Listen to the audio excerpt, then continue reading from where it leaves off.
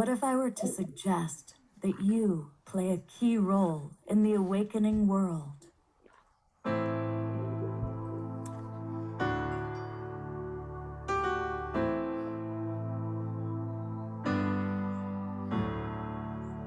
that you are watching this because you have heard the call.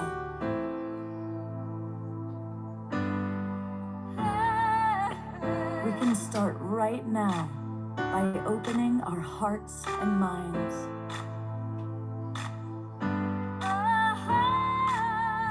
Welcome to the awakening world.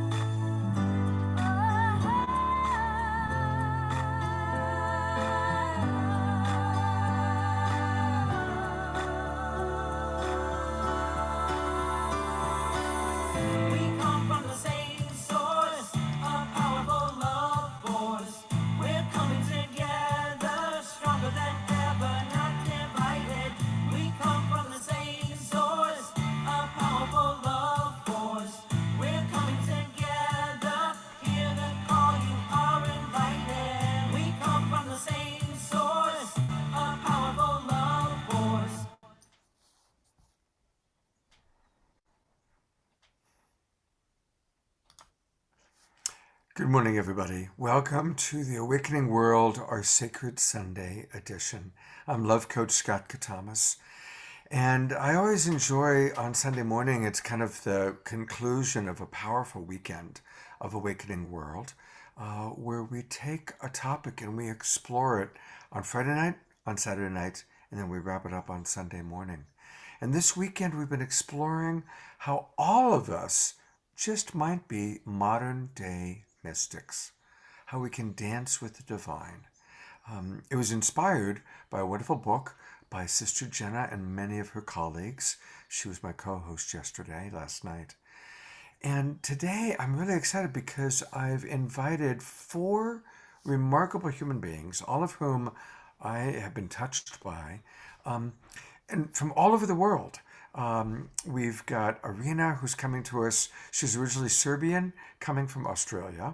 We have Jorge from Peru. We have Erikaa, who has a really eclectic background, many rich cultures, and beautiful brother Astarius is with us. And over the course of the weekend, we've had people live stream to us from 8 different countries and from a wide variety of nationalities. And that really excites me because this is the awakening world, and we are a global family. And along those lines, as part of the global family, I'm imagining that many of us, perhaps all of us, are deeply saddened and shocked by what's happening in Ukraine. And so I'm going to put attention on that first for our opening prayer, and then I'll introduce our guests, and then you have some wonderful people to hear from. We're going to learn a lot from our beautiful guests. Even if I had not been to the Ukraine, I'd be shocked by what was going on. But actually, as it turns out, I've been a consultant teaching compassionate communication and emotional intelligence skills to a company that has 300 employees in Kharkov, which is the second largest city in the Ukraine, and only 30 miles from the Russian border. I've been to Kharkov, I've led retreats there, and for 7 years I've been training their sales managers and their executive staff in the skills of emotional intelligence and compassionate communication. And so I have a lot of friends there and a lot of people that I know, and it's really unbelievable that something like this could happen in today's day and age. And so I am inviting and encouraging everybody to please pray for peace. And I don't bring politics into my shows.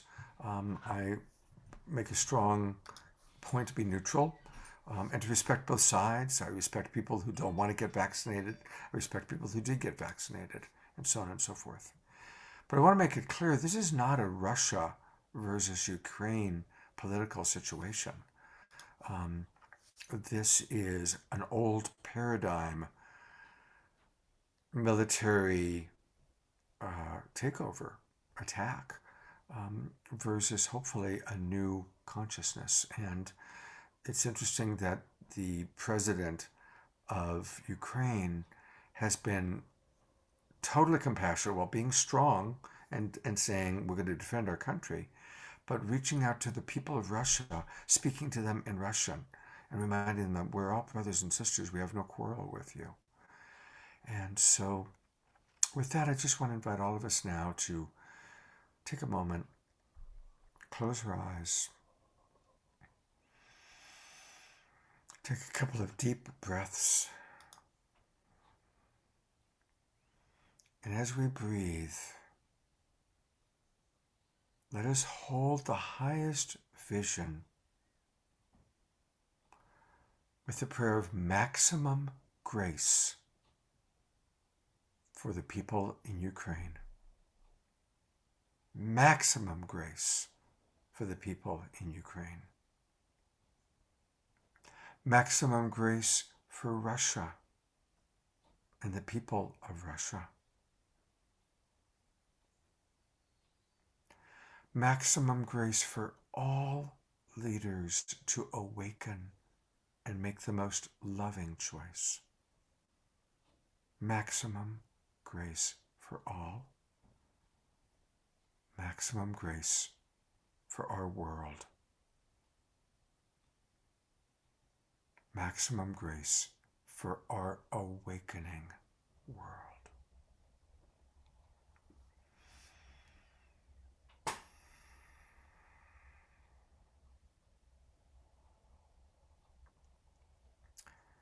Thank you.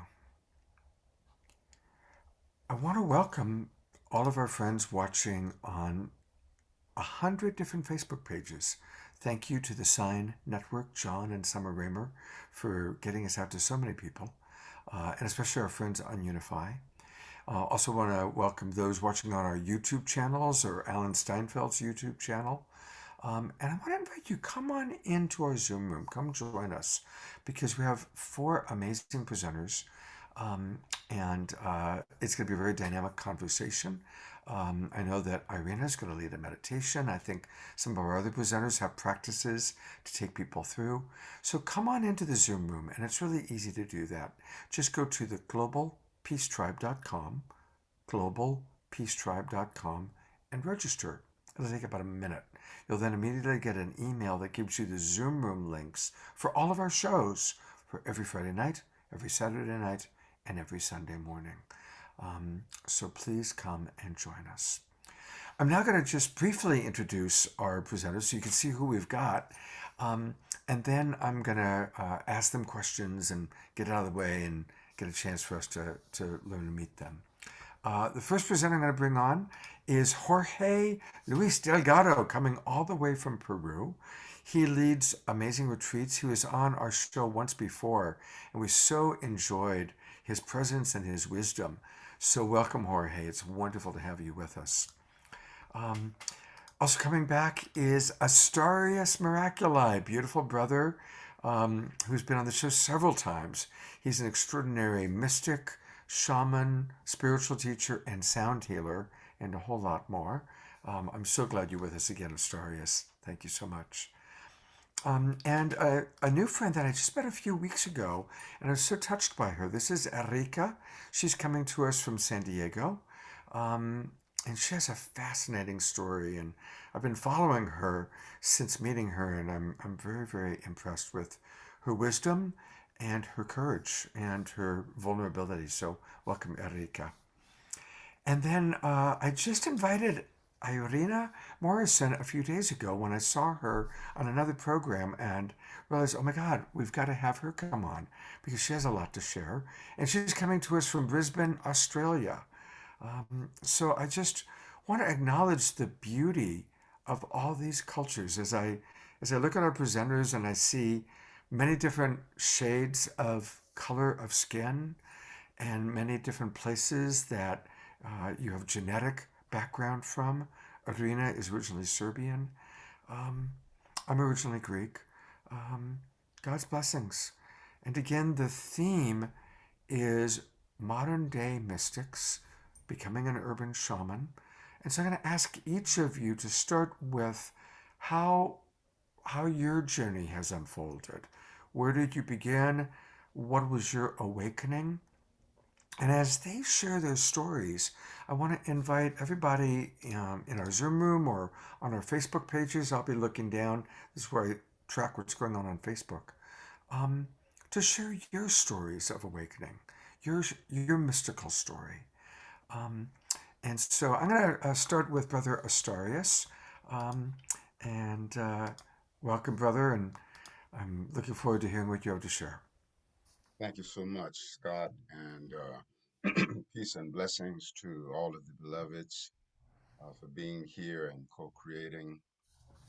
When I look at my journey, I guess I have to start with, that I made it through my mama's womb alive. Many don't make it through the birth canal alive, and made it through those early years. And then as a teenager, 16 years old, left my mama's house, um, took to the streets of Chicago, was a dishonor student in the University of Life's other side of the fence.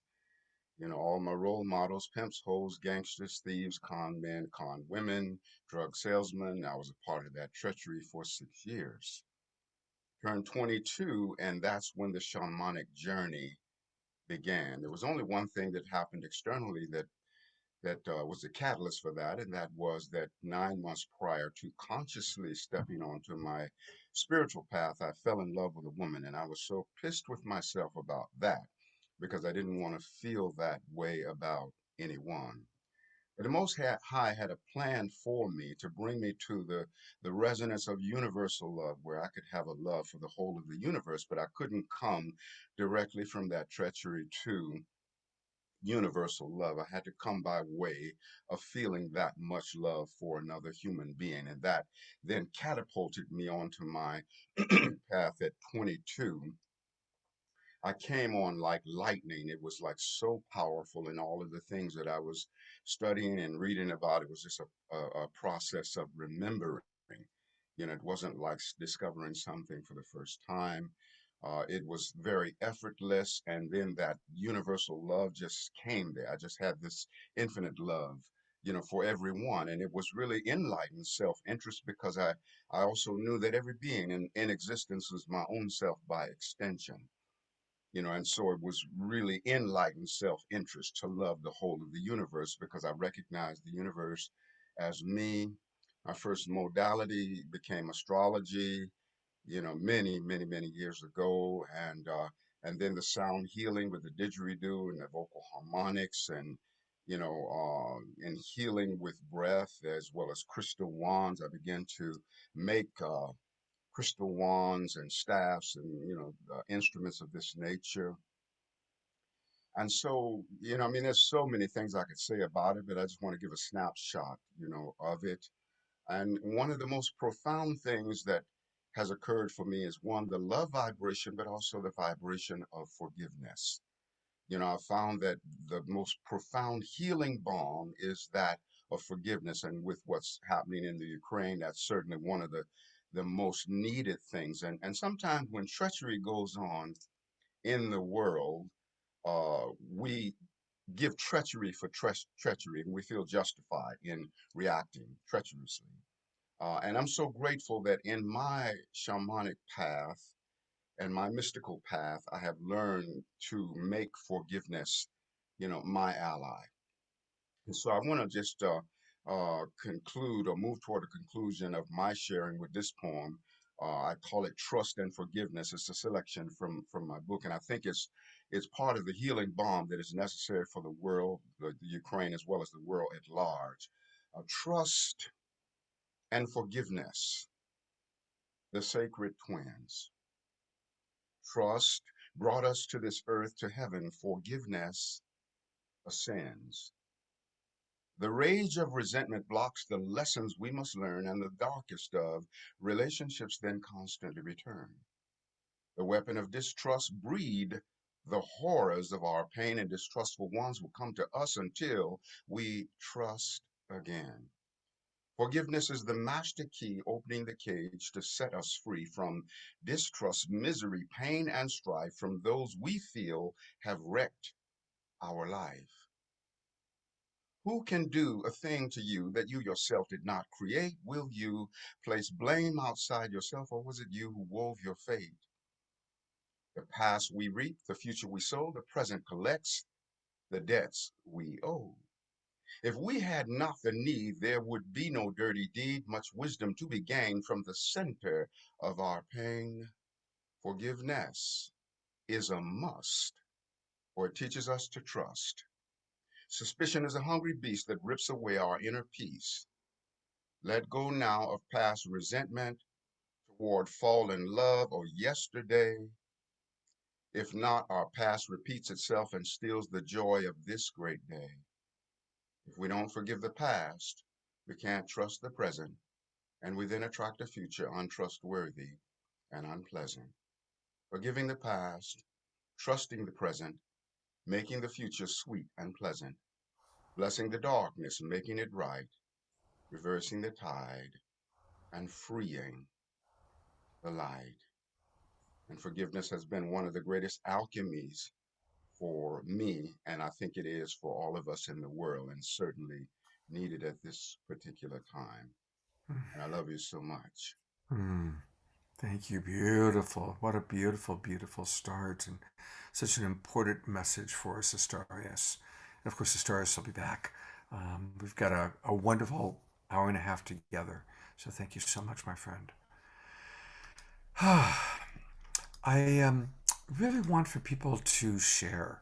And so I'm going to read Jeffrey Colebrook in our Zoom room, shared a little bit, and then we're going to meet Erikaa. Jeffrey wrote, in 1967, I was deeply seeking something, help in meditation, and then all of a sudden there was no outside me. I was all that I saw. Everything and everyone was inside of me, and the journey continues in oneness. Evolution is the solution. So thank you. And wow, that's 1967. That's a long time ago that you had that awakening. And of course, people are thanking you very much, Astarius, for that beautiful sharing. I'm now going to bring on Erikaa. And I have been so impressed with how you've shared your story of awakening, Erikaa. And so I'm going to put the full spotlight on you, and please do share with our audience your story. Thank you, Scott. So I am Erikaa, and I first want to give honor to those in the Ukraine, and big prayers to the Ukraine. And I really love this idea of forgiveness. I believe it's the biggest practice we can all master each and every single moment. I know that I'm always forgiving my ancestors, my mom, my father, and those who have, been in the place of shame. So a lot of my story has a lot to do with shame. And it started when I was sexually abused every day with a gun next to my mother's bed. And I think it was the biggest blessing that I realized it was my initiation to the place of becoming a self-pleasure shaman. And it took me many moments to get into the realm of forgiveness. And it started by just learning how to connect with my breath in meditation. And a big practice for me has been learning to forgive. And one of my favorite memories of forgiveness has a lot to do when I started getting into a practice of meditation. And it's not the formal type of meditation where we listen to an audio track. It's really learning to be without sound and being in relationship to silence. Why silence? Sometimes silence can bring uncomfortable feelings of belonging, and sometimes memories come up. And for me, when I was in silence, I had this deep memory of my stepfather. And I felt that I was ready to let that story go, let that suffering go. And in that moment, I discovered that I was pure and I was a joyful little girl. And all of you are joyful children. All of you are joyful children. Because that is our divinity, that is our mysticism, that is the start to stepping into the role of shaman, healer. And it really comes down to the fundamentals of love, especially the love to ourselves and learning how to embrace our sexuality. That is my mission. That is what I stand for. What really started my journey to awakening was when I started writing my Sacred Prostitute Chronicles, and this was actually last year. So my history is, after my childhood, I got into the sex industry for almost a decade, thinking I'm only going to be in this industry for a few months. And I realized that I have not fully owned that story. I was in and out. And then I realized I need to forgive myself. The biggest person I needed to forgive was not my mom, was not my stepdad, was the little girl within me, being the role model for my inner child. And so I started writing these chronicles, and I was like curious. I said, I don't know what a self-pleasure shaman looks like. And I'm always discovering that. I'm not an expert, but the best experts know nothing. The best masters know nothing. And that is something that I've learned from meditation. Like right now, I'm not planning to, didn't plan what to say, but I am speaking from my heart. And I believe that when you speak from your heart and let go of the knowledge, all of the wisdom comes through. And so my journey to becoming a self-pleasure shaman was literally asking myself, what do I not know today? And how can I love myself even deeper? And sharing my story from a place of trust and forgiveness. And one of my favorite practices that I encourage you all is to start writing the new story. And maybe the first part of it is sharing your fears. So for me, one of my practices besides meditation and Wim Hof and forgiveness is actually writing, because it confronts us with the old narrative, the hero's journey. And the hero's journey is beautiful. There's ups, there's downs. We meet the uncomfortable characters in our lives, the evil villains, the damsels in distress. And we realize that it's all perfect. It's all perfect to just always start to discover our new tale. And even as I'm sharing this, I'm still rediscovering what a self-pleasure shaman is. I'm still discovering who Erikaa is and connecting with my ancestors. The more that I let go and unlearn, the more I remember my divinity. And that is my invitation for all of you, is to remember your divinity by letting go of the stories that are disempowering, the stories that are making you feel wrong, the stories about the people that hurt you. And sometimes the best thing to do is just let it go. And release is the biggest practice for me. And it has a lot to do with Tantra. So part of self-pleasure is tapping into the Tantra realms. And I'm not speaking about classical Tantra. It's the Tantra that we all have naturally. The laughter, the joy, the connection, the vulnerability, the ugly cries. And so all of that is available to us. All of that is available to us by just trusting our voice, using your voice. And I will say that when I started this journey, I was afraid of using my voice. And I was told, don't talk about your story. Don't share it. Don't tell anyone. Hide your, be in the realm of secrecy. I lived in the realm of secrecy for years. And I never imagined being on such a beautiful platform where I could express with other co-creators and sharing that story, because someone out there is needing that, to feel a sense of hope, resilience. And so it's important to share your truth, because right now Ukraine needs it, the world needs it. And so I am Erikaa, and it's a pleasure to be here.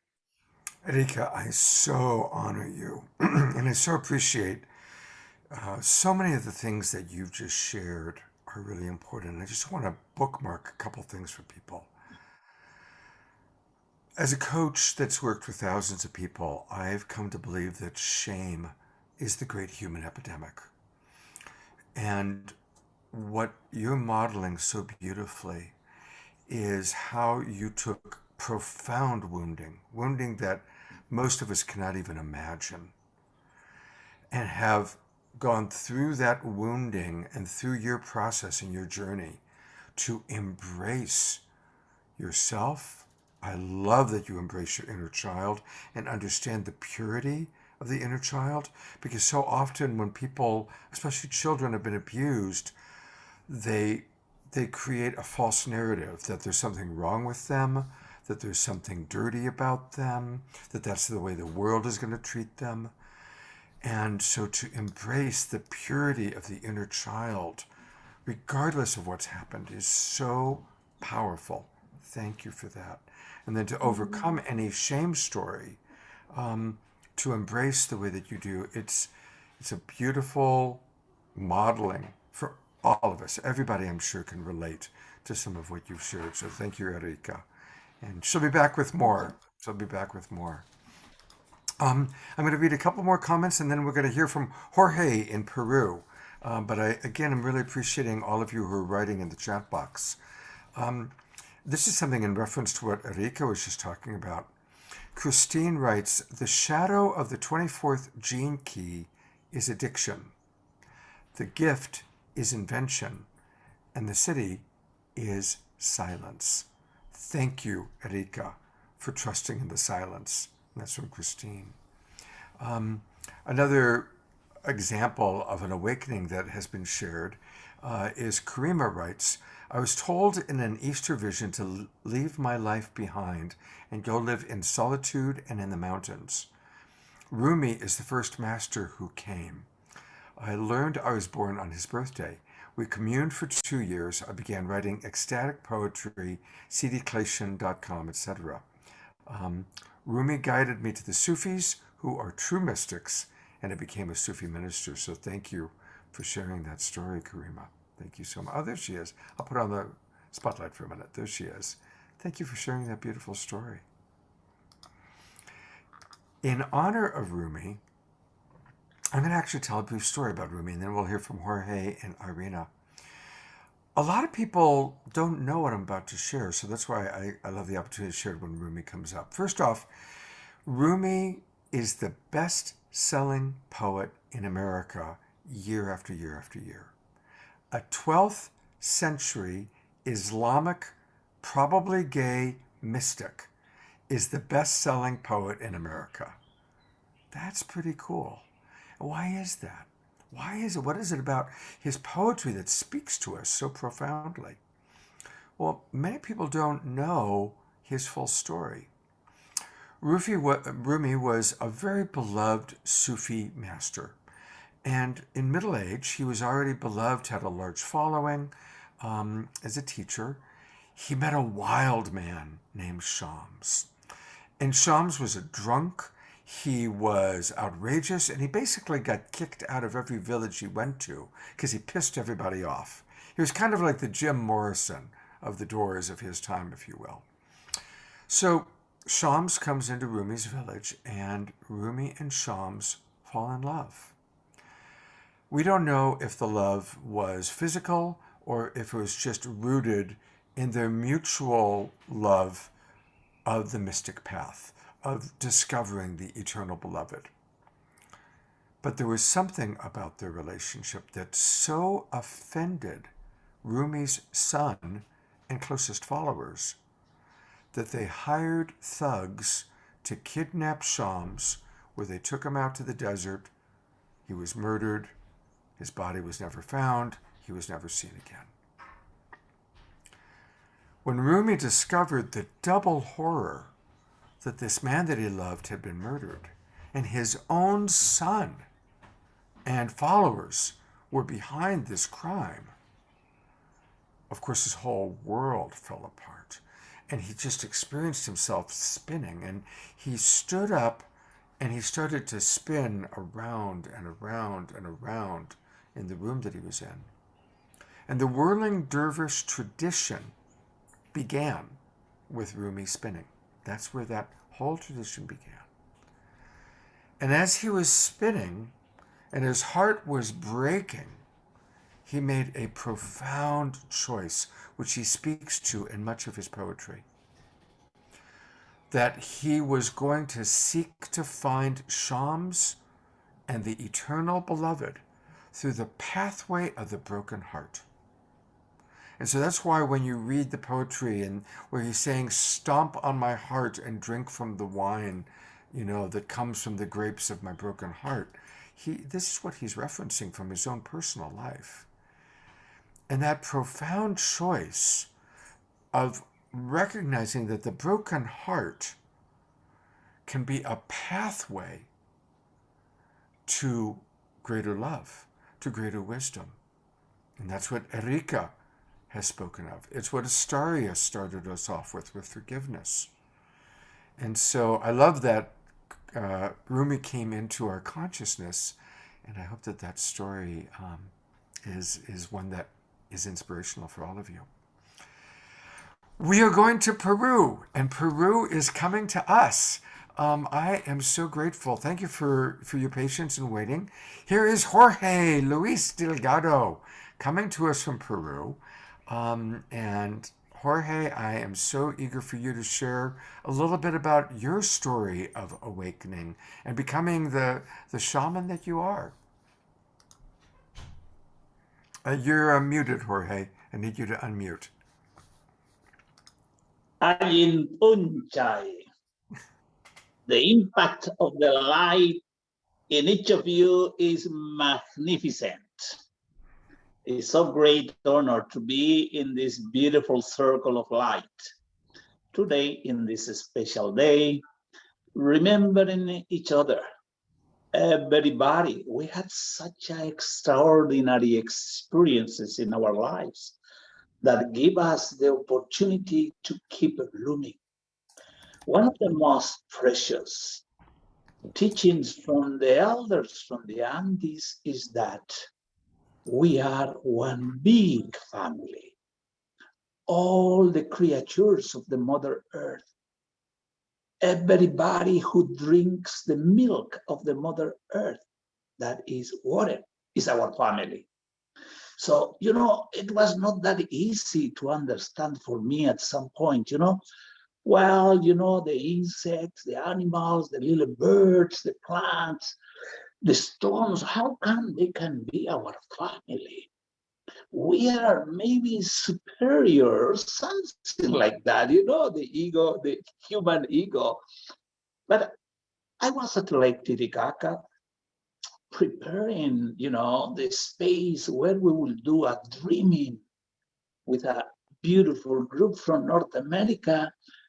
As usually I guide groups in the power places of the children of the sun. So I was in the Lake Titicaca with a little reed boat. I went inside where the reeds are growing.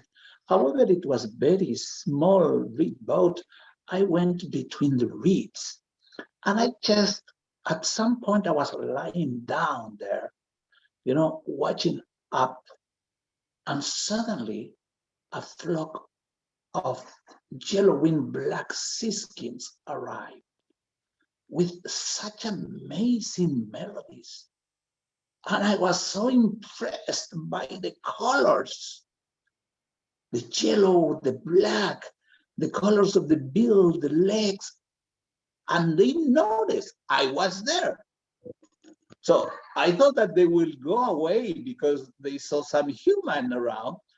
So suddenly they watched me and some other birds arrived. And it was there, the many-colored ruche tyrant, which is one of the most beautiful birds at the Lake Titicaca. It has 7 colors. So I could see clearly the reds, the blue, the yellows, the colors that it has in the neck, in the crest, in all parts. And I noticed this bird noticed I was there. And he was building like a nest in between the reeds. The feeling I had in that moment was just that joy to have the opportunity to experience the beloved mother.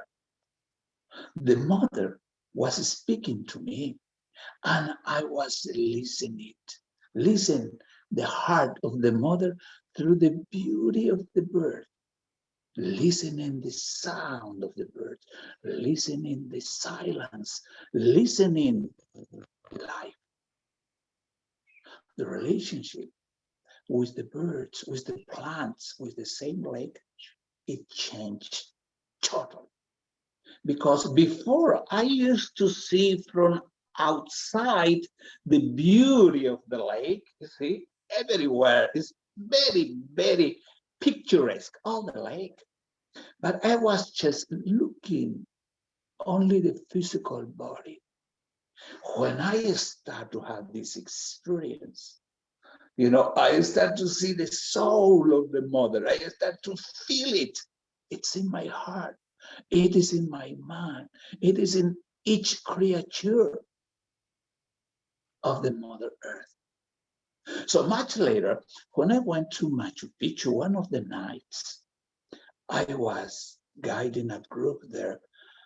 And usually we used to have the entrance at the night. Amazing experience. We had a circle. I was with my closed eye. I was doing the invocation with the different names or different aspects of divinity. So I was starting with Illa Tixi Wiracochan, Aya Moyo, Apu Kuntichi Wiracocha Pacha, Achaya Chacha, all these qualities of the light, the aspects of the light, the names we can say of divinity.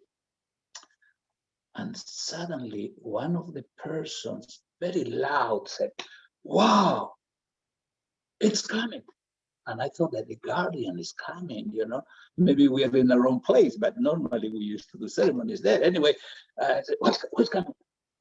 And they say, the condor is coming. And I opened my eye, and in front of us, from the Anantin mountain, a huge cloud with the shape of a condor was moving the wings, and we could hear the sound of the wind, the sound of the wings of the condor. Everybody was in tears, everyone, like 25, 30 people in this group. So we went 40 people, but at the night, I think it was our second or third night there because we used to stay 1 week. So the next day, my teacher was, you know what? You saw God. You could not see it before, but he was always there.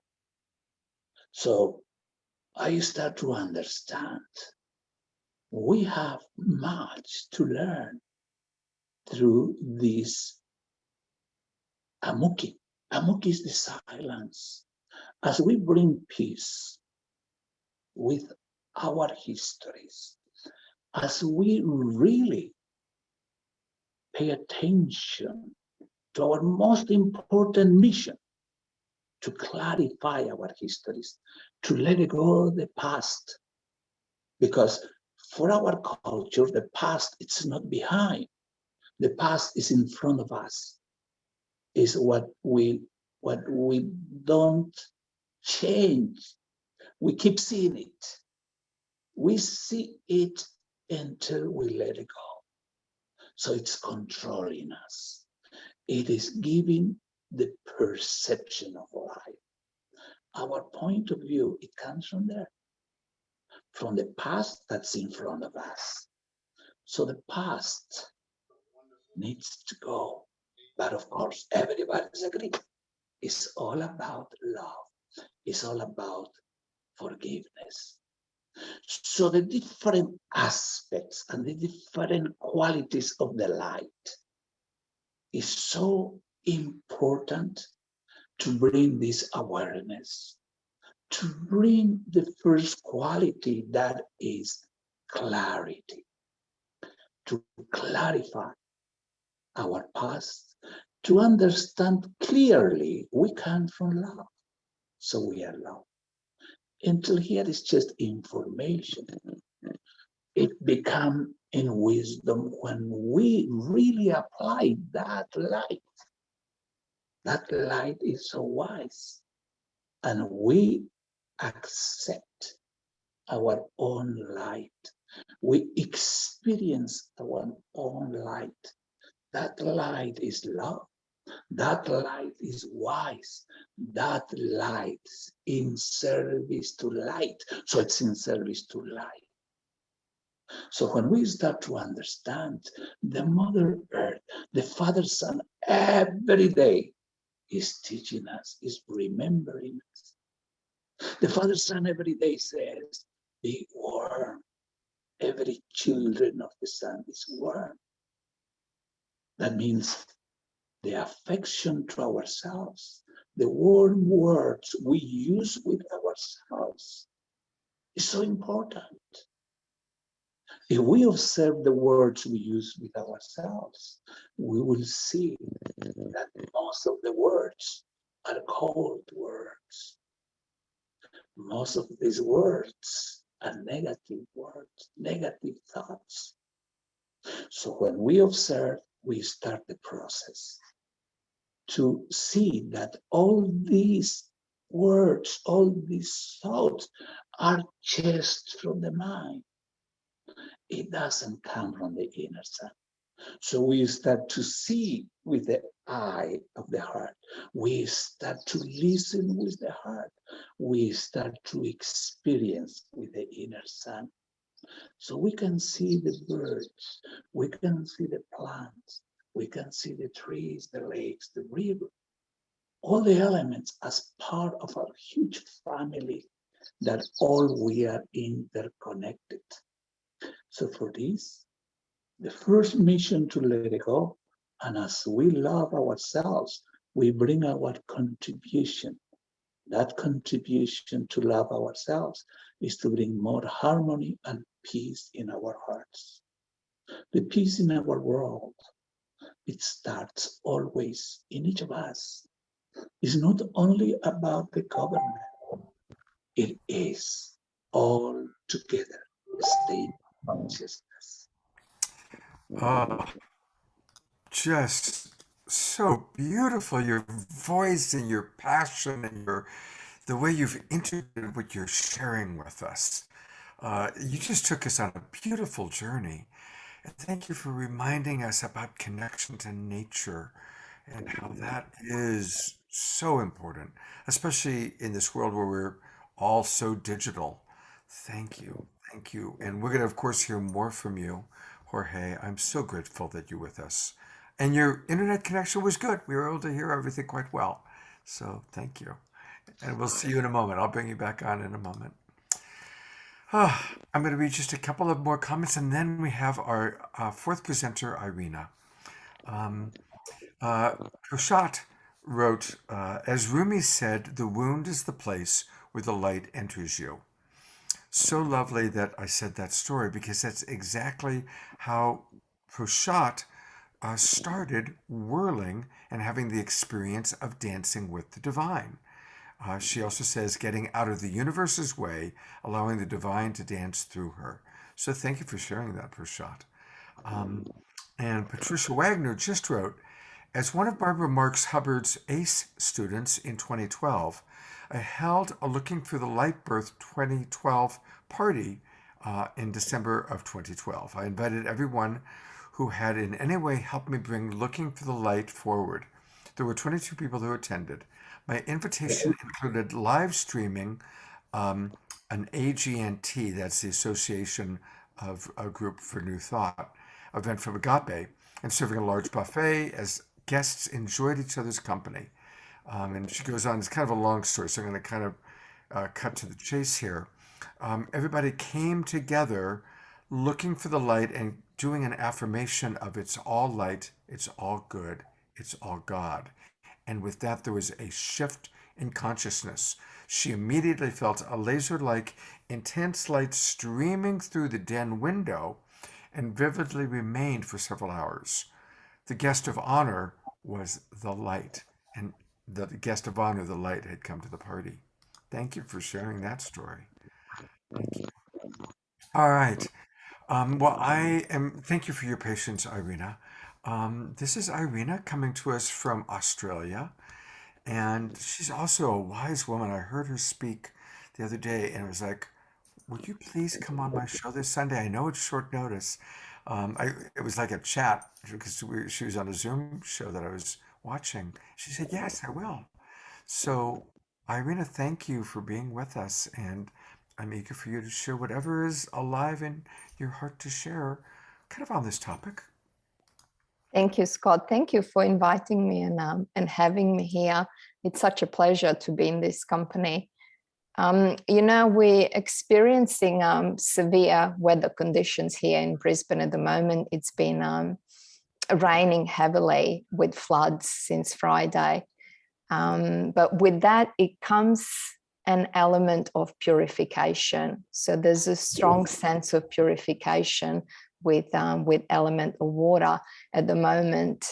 And just watching this downpour and the weather conditions, it reminded me of my own journey of awakening, which has a lot to do with purification.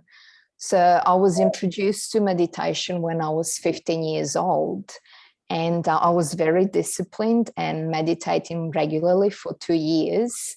And then, of course, I was, starting to go out and indulging in earthly entertainment, going out and drinking and partying, and that moved me away from practice of meditation and disconnected me from my soul self for many, many years.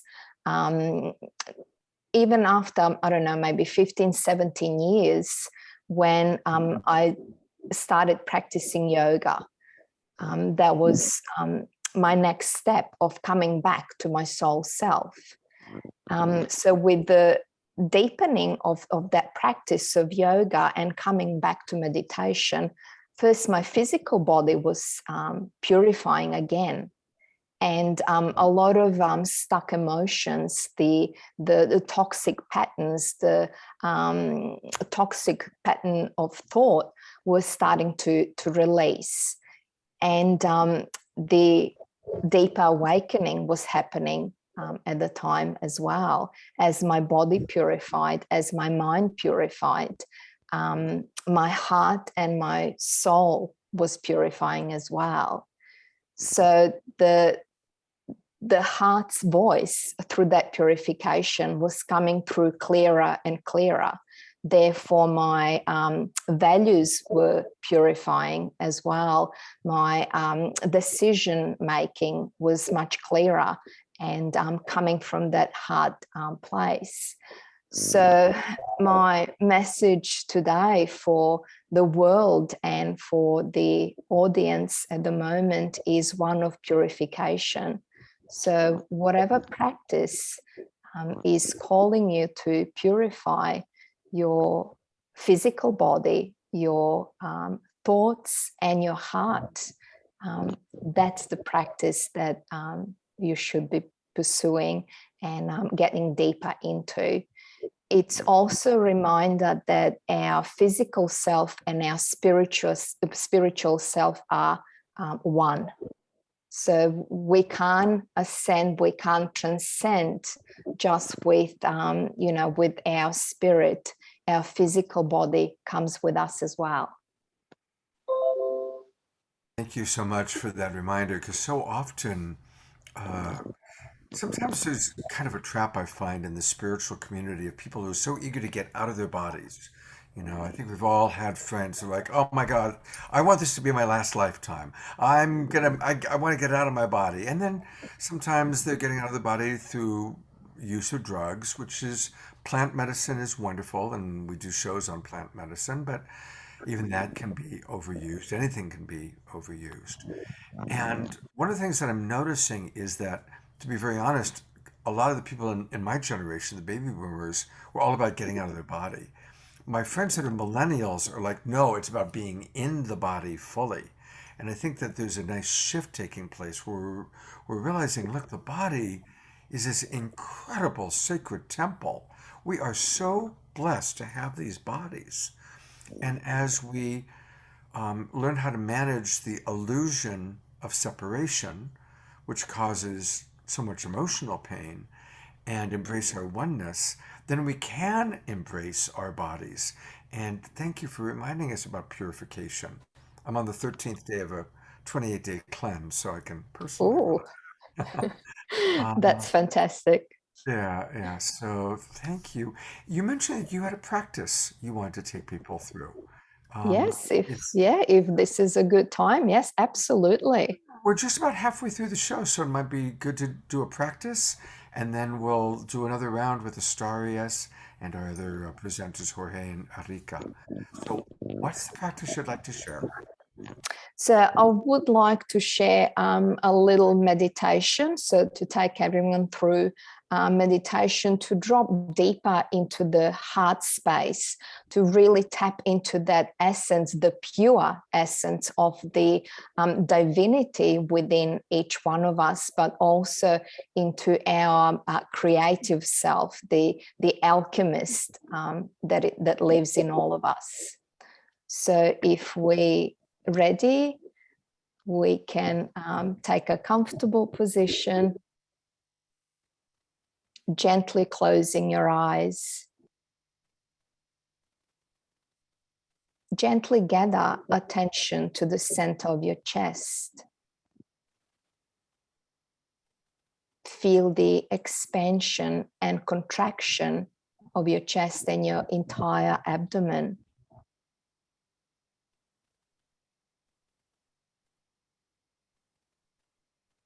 And as you relax in each moment, allow your mind to be filled with beautiful images, but without any attachment, without any force. Whatever comes to your mind, just simply appreciate. Images might come and go. Let them. Whatever comes through. A beautiful nature scenery, or your favorite animal, or your loved ones. Let it come through. And then simply let it go.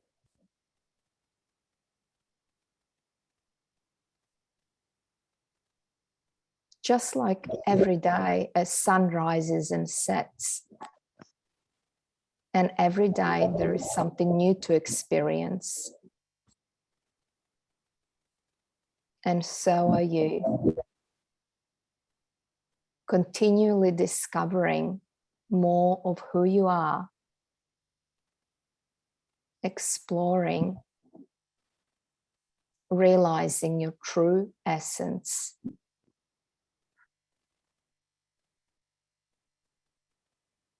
So let us take a moment to tune into the field of that essence of purity, simplicity, your divine beauty. Let your breath guide you into the inner space of your heart center. Feel it. Feel it in the middle of your chest.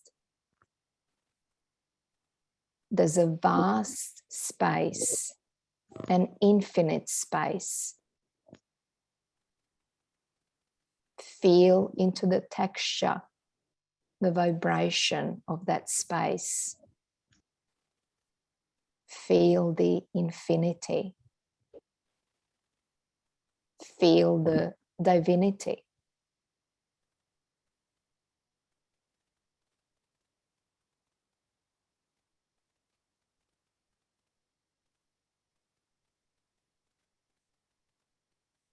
As without, so within.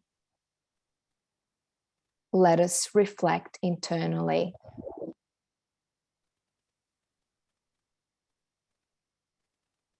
Just as that infinite space in the center of your chest, so is your potential, infinite potential.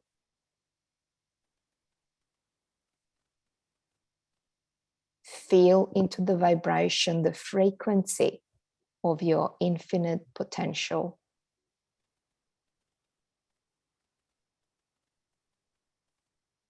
And just as an infinite space in the center of your chest, so are the possibilities in front of you.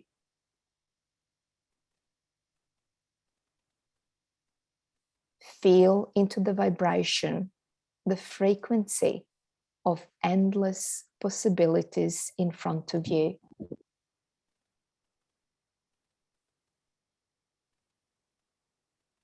And just as an infinite space in the center of your chest, so is your creativity. Feel into the vibration, the essence, the frequency of your creative self.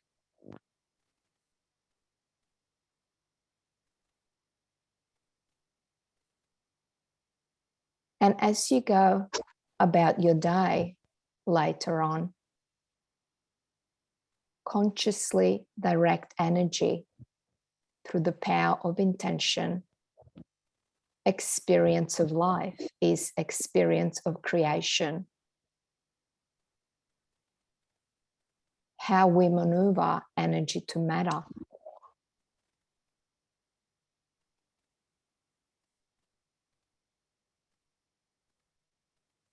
Allow each moment to move graciously and fluidly. Allow your heart to stay connected to the divine. Our real nature is infinite.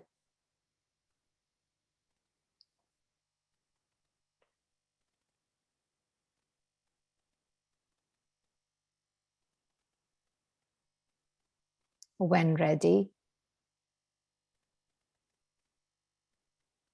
slowly open your eyes. Coming back to the screen, to this very moment, so we continue to share together. Namaste. Thank you so much. That was lovely. I want to invite everybody watching in our Zoom room or on Facebook to share any thoughts, anything. What came up for you during this beautiful meditation? What are some of the images that maybe came to mind when she called for that? I actually was thinking of my dogs and playing with my dogs. Thank you. Thank you, Scott, and thank you everyone for joining in this practice. Thank you. Such a pleasure and honor. Christine writes, thank you, Irina, and everyone. Beautiful Irina. Thank you, Irina. We are infinite, together. Lots and lots of thank yous coming in. Dancing in the Moonlight is what came up for Christy Michaels. So, Irina will be back. I'm going to do one more round. I'm going to ask each of our presenters a question now that's kind of specific to some of their wisdom. And so bringing back beautiful brother Astarius, Um, Astarius, you are a master sound healer, among many other things. And I would love for you to share any wisdom or tools for how people can use sound or voice for connection to the divine, for connecting more completely. Um, uh, and thank you. Okay. Well, sound is the primordial first cause. Sound is the means by which all things have found their way into being. Many years ago, 27 years ago or so, when I first started playing the didgeridoo, before I could play very well at all, I formulated a mantra declaration, and I would say, dream awake the mastery of every didgeridoo healer and player from beginningless beginning to endless end in my own mastery and expression. So I would own the mastery of all players. And when I would listen to amazing pieces of didgeridoo music, I would say, oh my God, look at what an amazing offering I'm giving through that part of me.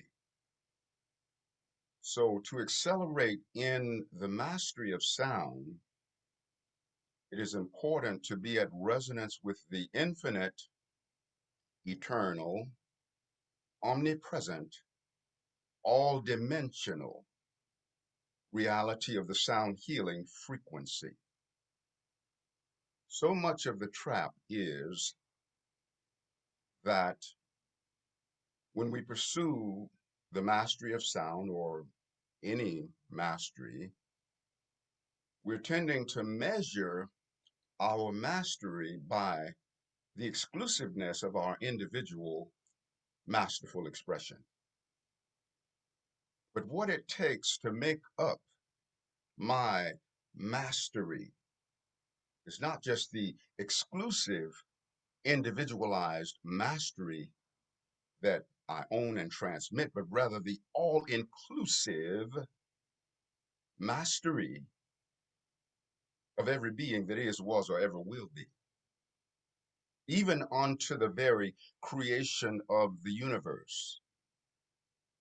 See, when God Goddess made celestial love and brought forth this universe into being, because every time is now, every space is here, and every one is us, we can commemorate the ancient origin of the universe from the past. We can pre-memorate, that which is in the future. For example, we can pre-memorate the redemption of our world, that future time within our world where we have no more of this twisted maliciousness and manipulation and control and bureaucratic bullying and legalized gangsterism, sometimes called government.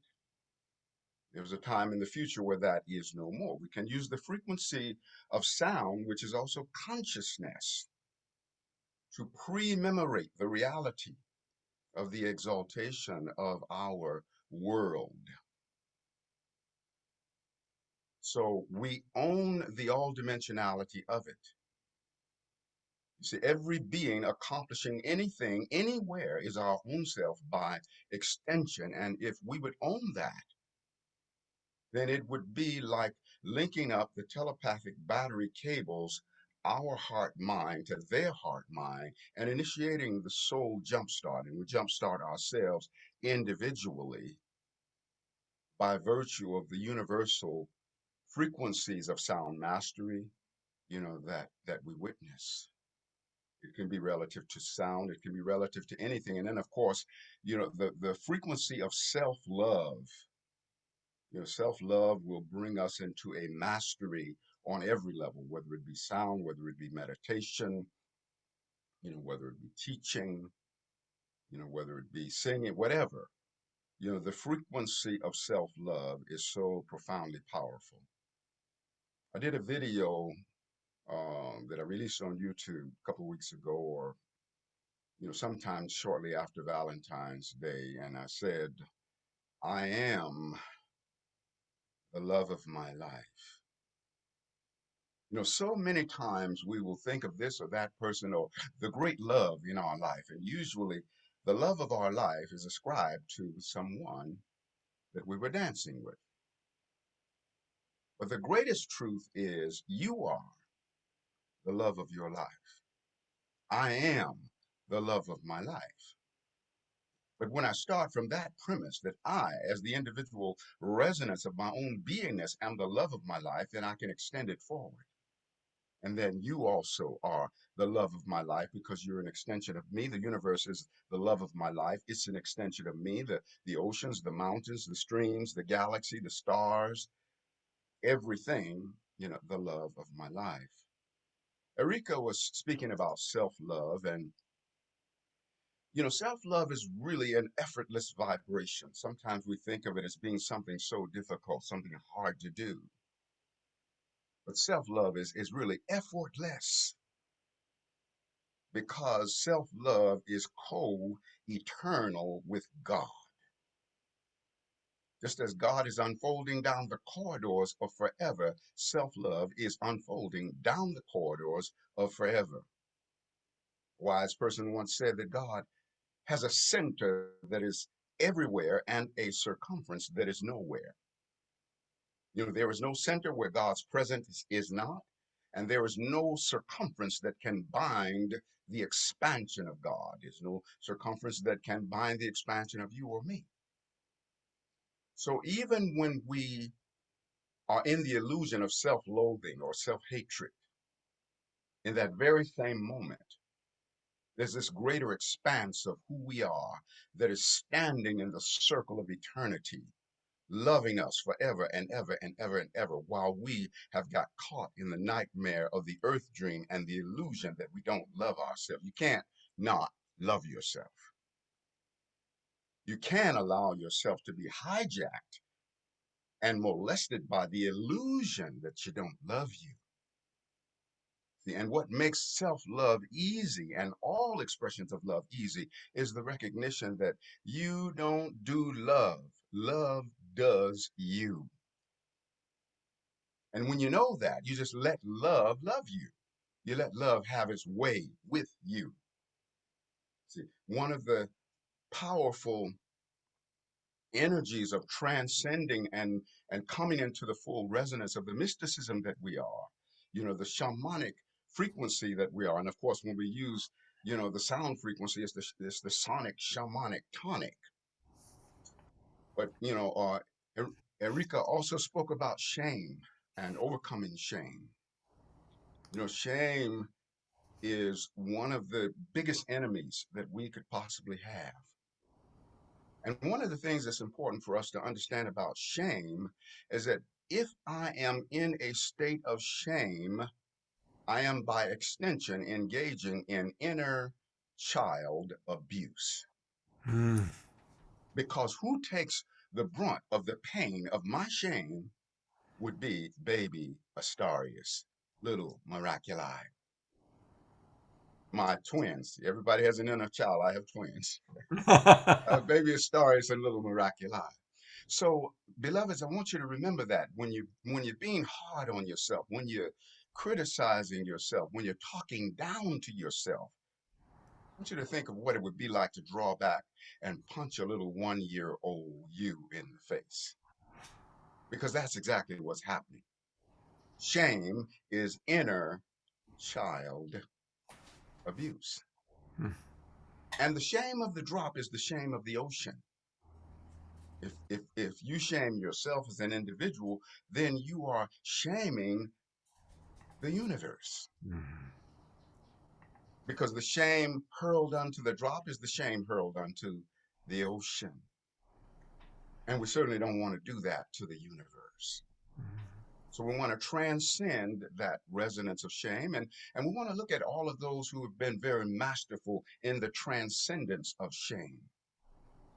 We want to say, oh my God, look at how powerfully I have transcended shame through that part of me and this part of me and that. You see, so we initiate that soul jump start.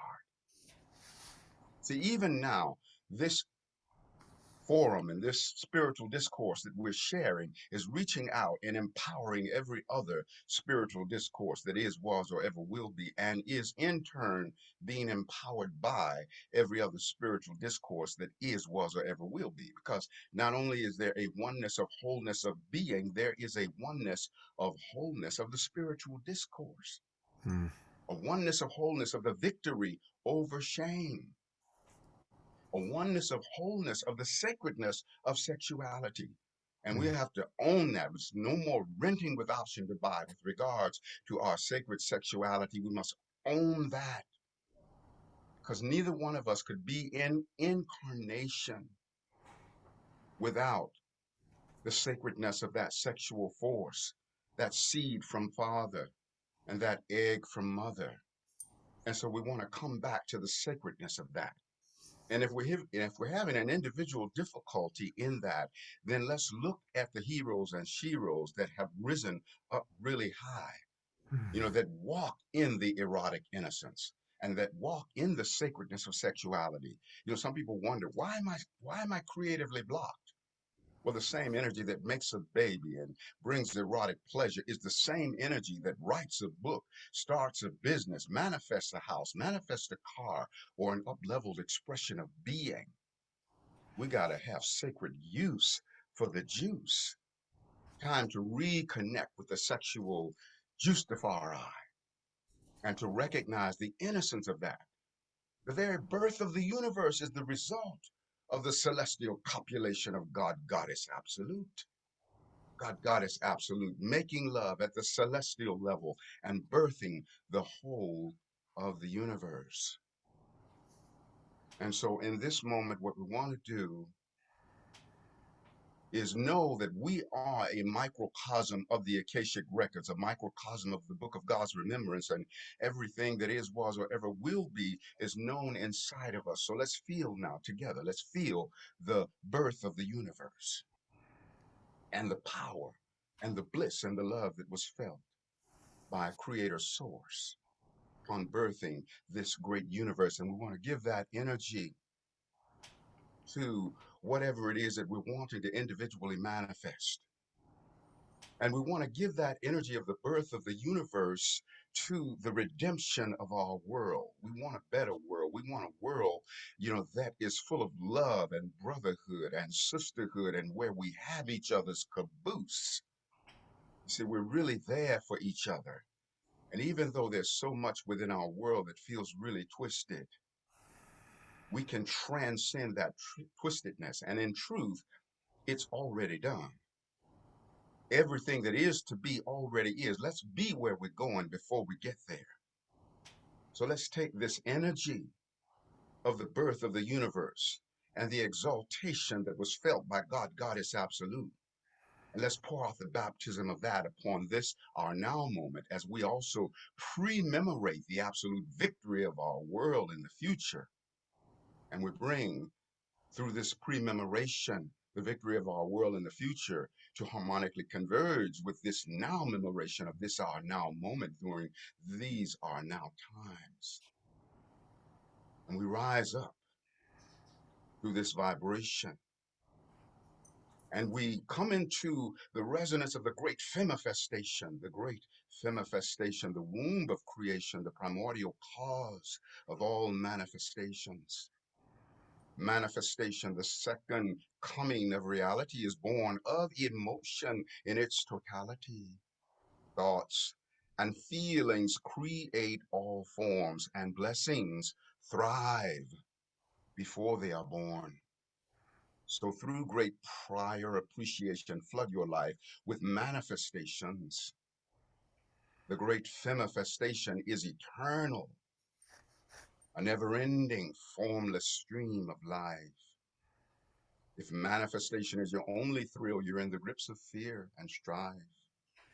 Forms will come and forms will go. This is a truth that we all know, and all things of time and space at some point will be erased.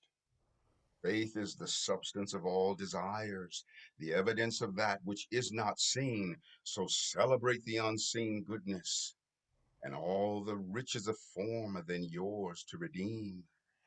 When the miracles of your life are still sleeping in the void, skyrocket your gratitude, and they come leaping from the void. You're pregnant with every blessing that will ever come to be, embryos within your soul, though human eyes have yet to see. So see with the eye of mind and heart, in the infinite realms of the great unseen, choose wonderful feelings without concrete reasons, and all the riches of the kingdom are now yours to redeem.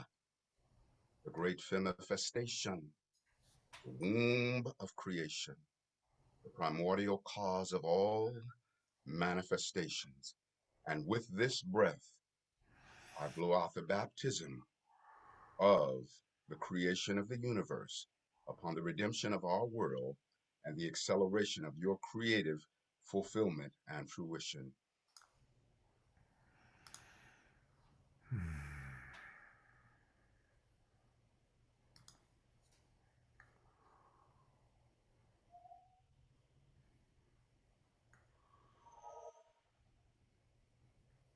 Oh, Ashe, Amen, Namaste, Hotep, in Lakesh, Alakin, Shalom, Satnam, Hariom, Rastafari. Our sacred juices are cooked in infinitely expanding Juicefari, Blistafari. Gonna always have many miles when our smile, wiggle in our giggle and tingling in our boots, laughter ever after, putting our strut, wings on our butt, always rising up. Up at the top, there's room for all. It's just the bottom that's crowded, y'all. So it is, and so it shall eternally be. Thank you, thank you, thank you, beautiful brother Astarius. And I love you so much. I want to encourage everyone to go to his website. It's his name, Astarius, Astarius.com. And there's a beautiful sound healing video right at the top that I've played on my shows before with his beautiful didgeridoo. And there's a lot of wonderful things. So please, and you can contact him. His phone number is right there. If you want private coaching, personal sound healing, any of the beautiful, beautiful offerings. And thank you for sharing time with us this morning. I love you very much. I'm so honored. Love Thank you, you. brother. Thank you. See you soon. And of course, a lot of people are writing how much they enjoyed that. Well, I'm going to bring Erikaa up next for kind of her second and concluding round. And Erikaa, as I was kind of thinking what I wanted to ask you, I'd love any practices that you can offer for people taking steps towards releasing shame, towards more self-pleasure. What are some practical steps that you could offer to our viewers, the people watching? This is such a beautiful question. The practice is no different than singing, than dancing, than writing, than playing. That is a simple practice. But when it comes to shame, it's a heavy emotion. And I think I saw that someone was asking, what is shame? And there's a difference between shame and guilt. Shame is a vibration of I am bad, and guilt is a vibration of I did something wrong. So shame is, like Astarius said, is just abusing our inner child, saying negative things about ourselves. And what is a great practice is noticing when you're starting to get into that language. And for me, my first language is Spanish, so I'm always learning to be gentle on myself. So the first step is be the gentle observer. Just notice what are the thoughts that are playing around. And if you're really good at meditating, then practice meditating when you're walking, as I see Scott is really good at walking meditation, but be the gentle observer. And before I got onto the show, I said, I don't know if I'm a self-pleasure shaman. I haven't studied shamanism. So I started to notice the monkey mind. And the second part is being vulnerable. being honest with what is present. I have a habit of being in denial. I have a habit of, oh yes, I'm gonna have the ring light, and but the best thing is to practice vulnerability. And there's something that my friend Juliana Garcia teaches me. There's a difference between vulnerability and elegant vulnerability. And elegant vulnerability is when you separate the story from the emotion. Is when you separate the story from the emotion, and that is wisdom. So when you're in the space of elegant vulnerability, you're being able to teach your story from a place of wisdom, from a place of the shaman. So when I started writing my chronicles, I was writing from a place of how can I share the story to the younger version of me? How can I share this from the ancestor that I desire to become? Because all of you are ancestors. You don't have to be dead to be an ancestor. You can be an ancestor to your inner child. So again, a big practice is be the gentle observer, be vulnerable, find a safe space to speak about it. Obviously, this is a safe space to talk about sexuality, to talk about the taboo. And for me, some of the safe spaces have been sex positive containers, being connected to people that will not judge me. But most important is to not judge yourself. Most important is to not judge yourself. And that is a practice, noticing the judgmental voice, noticing the voice of shame. And Carl Jung says that shame is a soul-sucking emotion.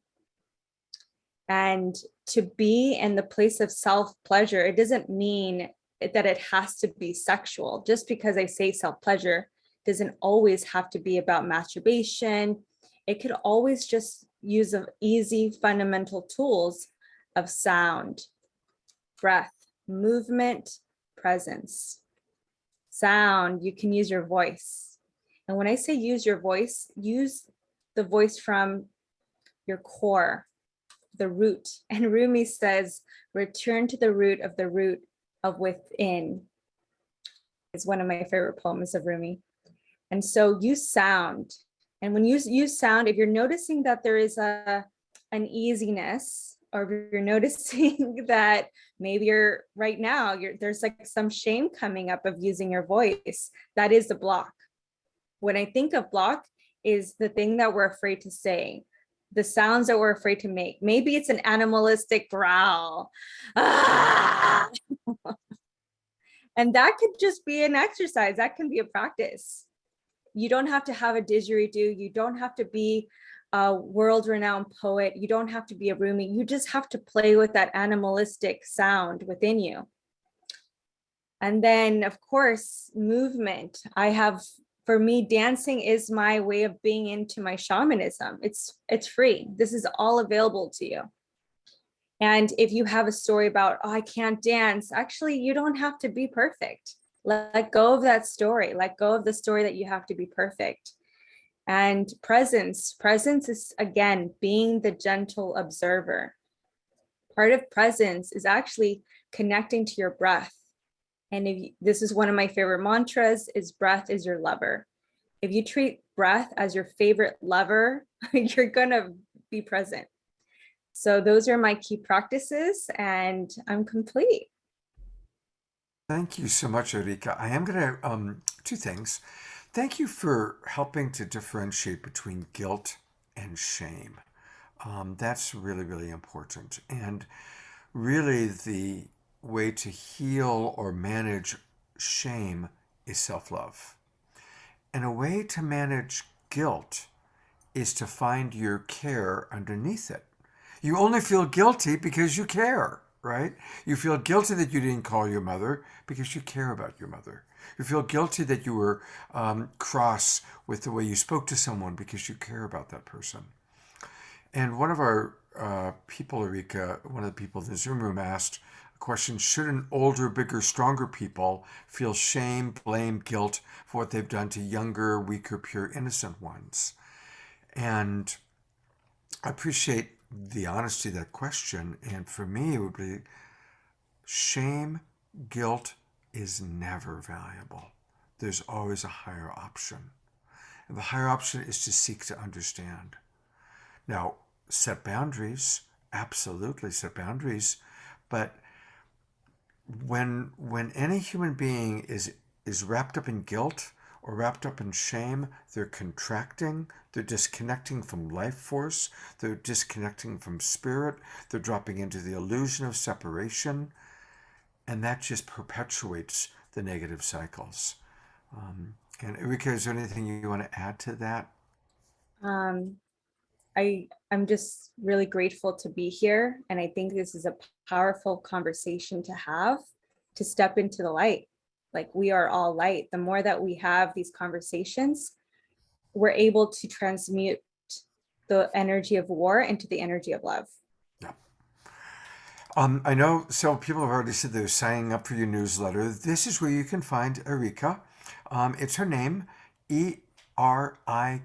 There's two A's. Erikaa. Erikaa. Erikaa. Yes. I'm working You on got it, Scott. You got it. Good, thank you. And then her last name, Briones, Briones, ErikaBriones.com.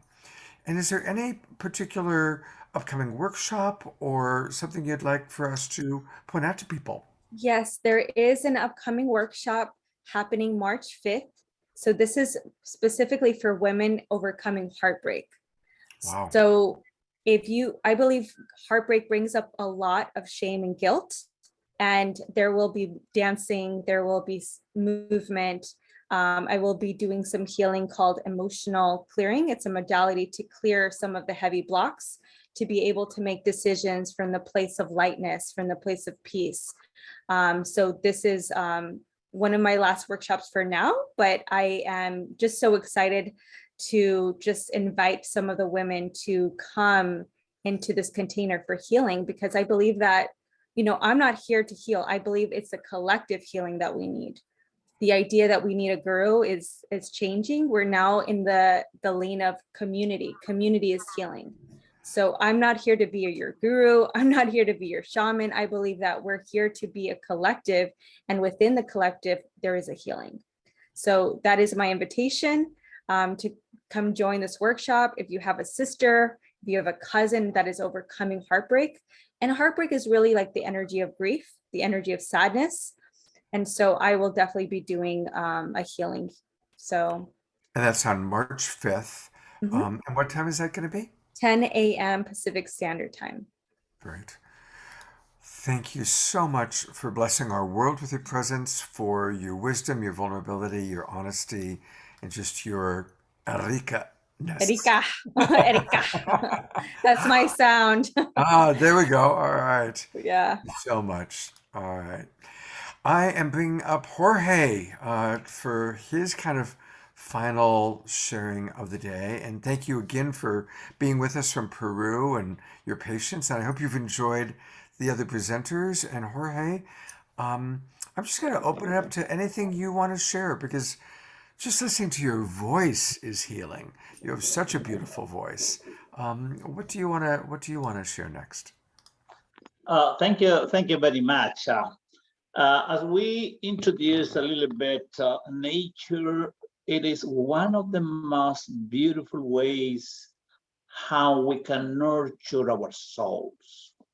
Most of the time, people ask me, what for you need to nurture your soul? It's so important to really have the ability to be stronger, to have this energy to connect with the soul and the heart. As much we do that, we have stronger roots with the Mother Earth. So we open ourselves to be nurtured by the Mother Earth. As we walk by the sea, connection with the Mother Sea, be guided with the emotional body. As we connect with the wind, we let the wind blow our negativity, our thoughts, and we bring new dreams from our hearts. contemplation is one of the ways how we let the mother come into our soul. How? By our eyes, those windows, those portals that will let that light come to us, so we become powerful. What is power for the Incas? For the Incas, power is light. So our light has the opportunity to shine in our paths, to illuminate our paths. Each of us, we have the destiny to illuminate our lives. So in this way, we are illuminating the new world, the new day, the new era. So for our tradition, it's so important, all the practices that there is in the world, but be consistent with some of these practices. It's so important to see if we stop or we keep growing, we keep blooming. So important for us to see if we can expand our light. How we see it? We see it through our relations. Everybody agrees, it's all about love. It's all about light. But how we see it, if we are growing or we stop. We can see it in the world we stuck, because one of these relations, it's very clear, it's not working. It's not in harmony. But the first relation to harmonize is our relationship with the Mother Earth. If we are grateful with the Mother, if we are in a constant conversation, if we take care of the Mother, how we take care of the Mother? We plant the seeds with our hands of some plant, some tree, something that at the end will bring a new life and will bring beauty. That beauty is the cloth of the Mother Earth. How is our relationship with the Father Son? If we are grateful with the wisdom of the light, with what the Father brings to life, that presence of the Father means life. Without his presence, there is no more life. Being aware, that consciousness of the light. The third relation on the right side, how harmonious is our relation with our blood family. This is a biggest cosmic event, cosmic experience to harmonize with our blood family. By some reason of the cosmos, we have the family we have. On the left side, we have the neighbors. And not only the humans, the neighbors, humans, plants, animals, stone people.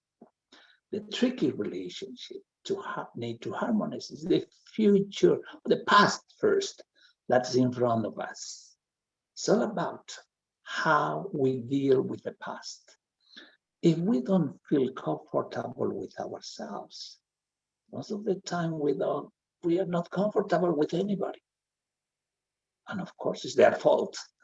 The thing is really about those heavy energies, how it's impacting in our lives. So as we clarify the past, we clarify the future. It's so important to see that. Our future, then, it is in the present moment. We are building it in the present moment. Each attitude from the heart is the most extraordinary seed we are planting to harvest in the future. But we enjoy doing it in the now. So the sixth relation, that is the future that we don't see yet, it's behind. We guarantee it's going to be extraordinary if we bring the extra. in the seeds we plant. What is that extra? Is our own light, our authentic self, the real self. So when we are loving ourselves, probably we will see all the 6 other relations are in harmony. If we don't, if we are not in harmony with some of these relations, some of the elders will say, you're sick. That means that we need to harmonize. We need to heal. Sometimes we are wasting energies. We are leaking energies in some of the relations. We have great dreams, but we need to do like a feng shui in our lives. How we are nurturing our soul is so important. How we are nurturing the physical body, the mental body. In all the bodies, if we take care, if we see it comes from the inner sun, its guarantee is the best medicine. But if it comes only from the ego, if it's only the mind, probably it can bring us some success, but doesn't guarantee that freedom, that salka, that wild, unique, and domesticated being that lives in each of us. So for this new cycle, for this new world, I wish you many hummingbirds, as in our legend says, as we open our petals, we are opening to our sweetness, to our nectar, to our beauty, to the essence of life. But first, we have to try that sweetness. We have to take care of the flower that is blooming today in your heart. Thank you very much. It was a great honor to be part of this beautiful soul circle, the souls of light. Thank you. It was a great honor for me. Oh, Jorge, thank you so much. And I do want to, I put it in the chat box, but Jorge leads retreats. Can you imagine how much fun it would be to meet up with this man in South America and do one of his retreats? And so the website is Kontiki Peru, KONTIKIPERU, kontikiperu.com. And I would love to do a retreat with you, Jorge. I can tell that it would just be a very rich and vivid experience because you are truly a mystico. Thank you for joining us again today, and I certainly look forward to our next connection. Thank you so much. Yeah. Really, let's do it. Let's figure out when we can go to South America with Jorge. Irina, thank you so much for your patience. I hope you've enjoyed the show, and we get to wrap it up with you. And likewise, whatever you kind of want to share, since you're our final presenter, anything that is in your heart to share at this time. Well, as a final presenter, I want to bring us back into our body, reflecting on what my co-presenters were talking about, guilt, shame, self-love, being present in the moment, all that manifests through our physical body. We often feel shame about our physical body, how it looks, how it feels. We feel guilt, how we treat our physical body, how we allowed others to treat it, what we put and consume into our physical body. So all that can be captured and stuck literally in certain parts of our physical body.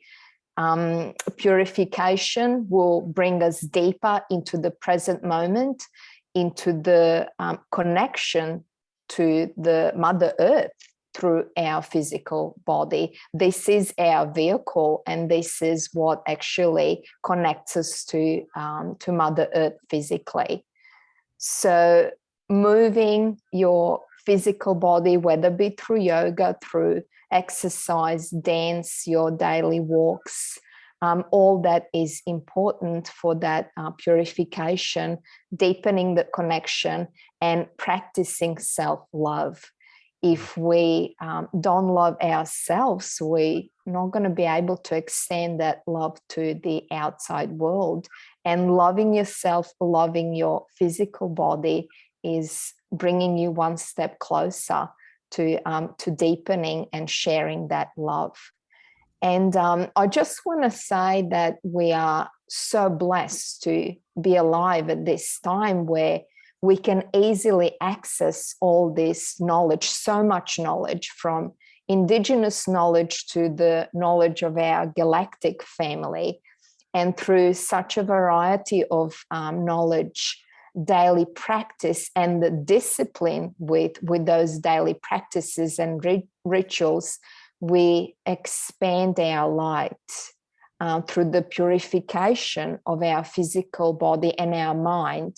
We expand our light. Our light becomes the power we release, the power which creates, the power that manifests a single thought into something great.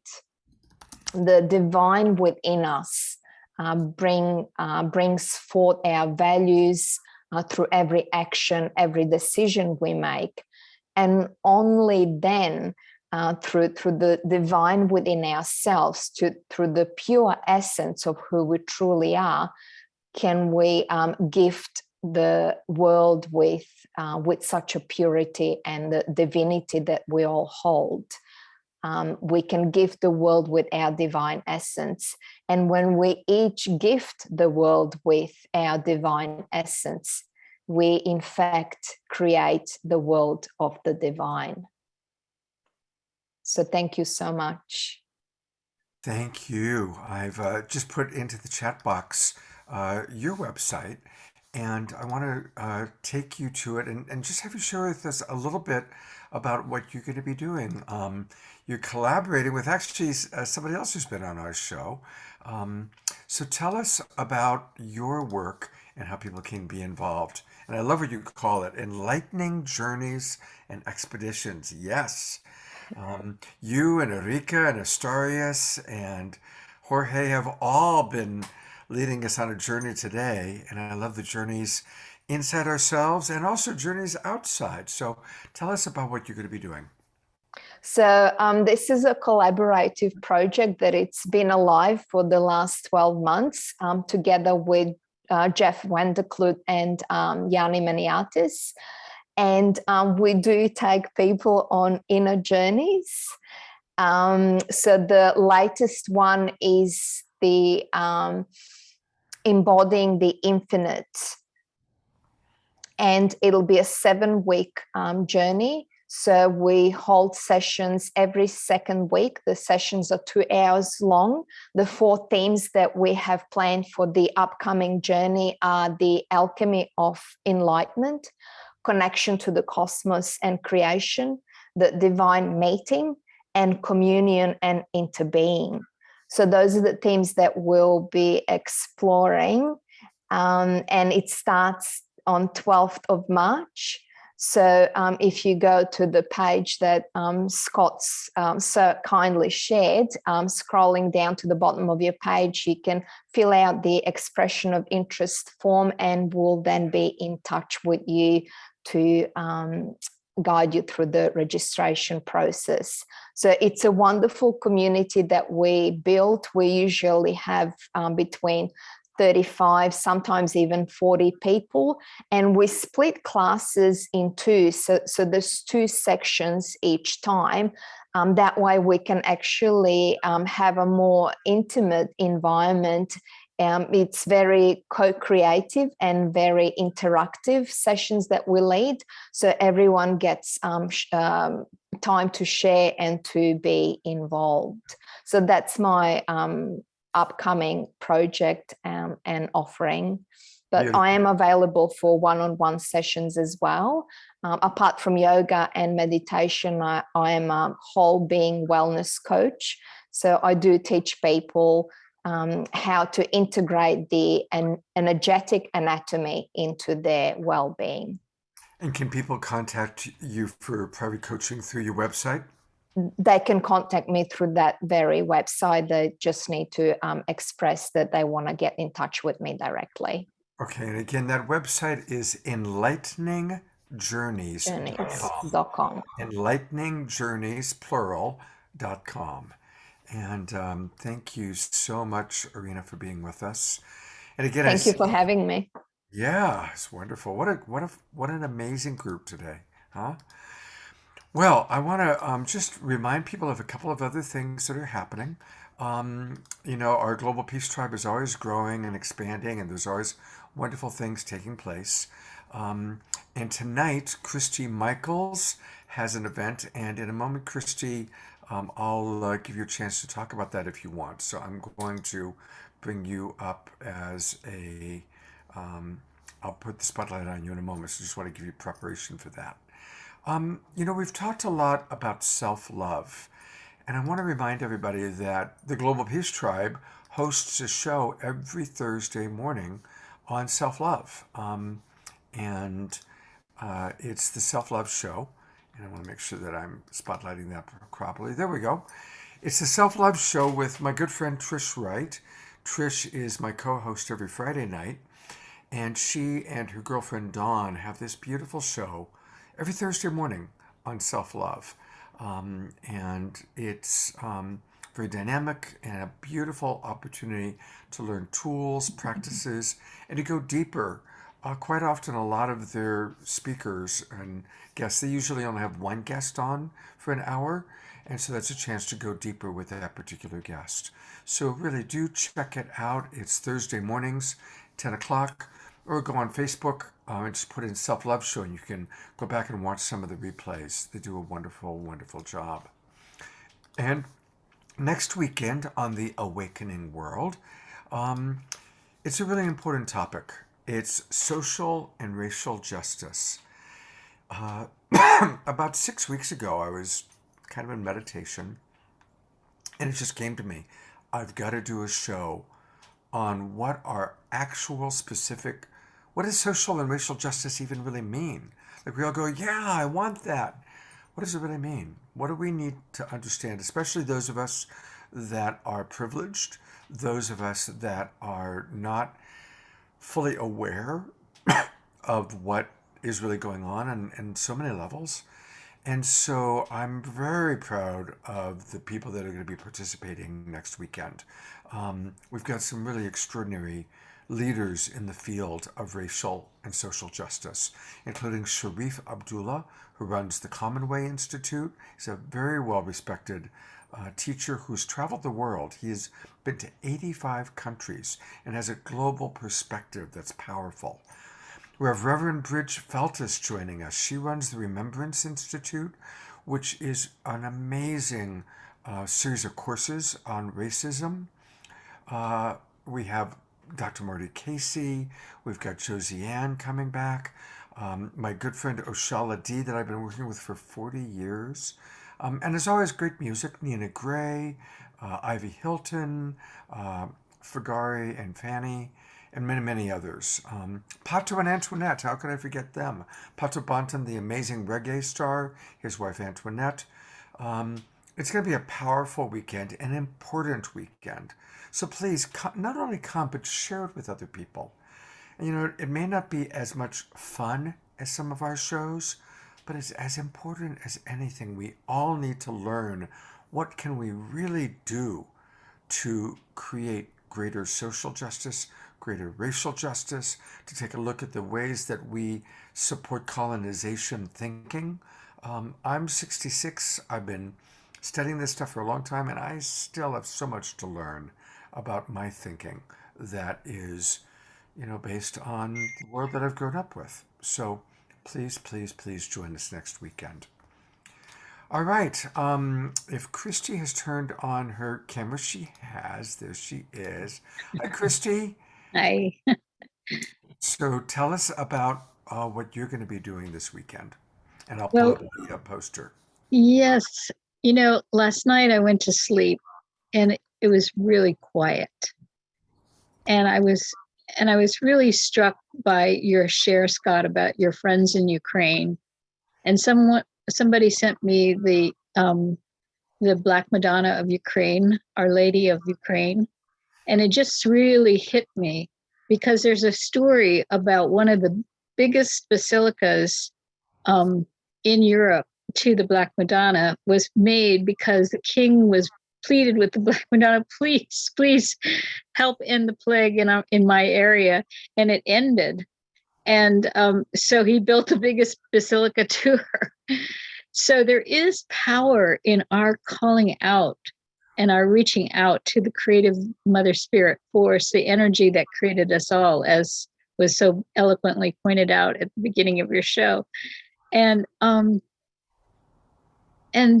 we are so fortunate because, Scott, this is what I love about what you and Deborah Giusti have done. You've built this community. It gives me hope to know that there are so many people that have expanded their consciousness to such a place where we can be a field and a force for good to be reckoned with in this world. We can send out our vibrations of love and peace and healing. We can hold that for people, that peace can come, that it's peace on earth. And it's actually heaven on earth as well, so. Absolutely. I'm just pulling up the Peace for Ukraine poster for a moment, and just a reminder, everybody, that please let's stop throughout the day and pray for peace for Ukraine and, of course, peace for the world. Absolutely. Yeah. And then your social justice piece is really great. So Healing America, because this is Black History Month, we're having Dr. Marty Casey come on and talk about the work in Ferguson. And so we're going to do the candlelight vigil before as a part of the opening. And then Gary Malcolm, who is a master at helping music heal and create the coherence. And then Dr. Mwanza Fuara and her partner in her music rendition of Maya Angelou's poems. Now, Gail Muldrow used to play in Prince's band. She was the lead female guitarist with Prince. Wow. So they knocked it out of the park. And I got a taste of the rehearsal yesterday, and it was like, whoa, this is so cool. So because they are the heart and soul.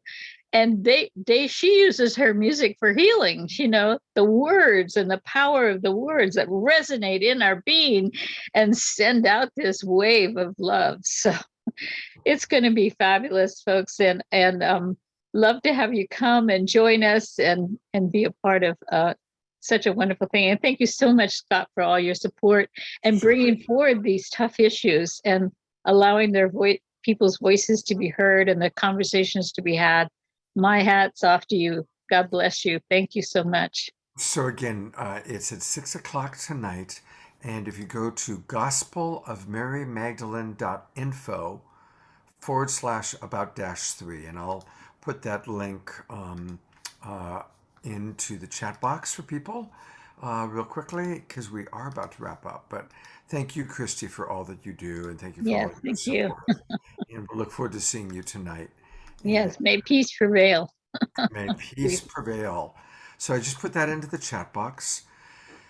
And thank you, everybody, for watching. A reminder that all of our shows, you can find all of our shows on the Global Peace Tribe website. Just go to YouTube and put in Global Peace Tribe. We have a wonderful channel on YouTube, and I'm really proud of all that content that I put up there. All of our shows, and also I sometimes create segments based on really powerful presentations that take place. So please do join us. And that's it for now. Last thought, and also I always want to welcome those of you watching the replay, the recording, because a lot of people watch the replay. This is called the Sacred Sunday Show, but remember, we can make any day, any moment sacred by choosing to see the divinity, seeing the divinity in nature, seeing the divinity in our friends, seeing the divinity in people that we get triggered by, seeing the divinity in ourselves. That's how we make everything sacred. Thank you, everybody, for watching. Much love to you, and I look forward to hopefully seeing you tonight on Christie's event and or next weekend. Bye-bye.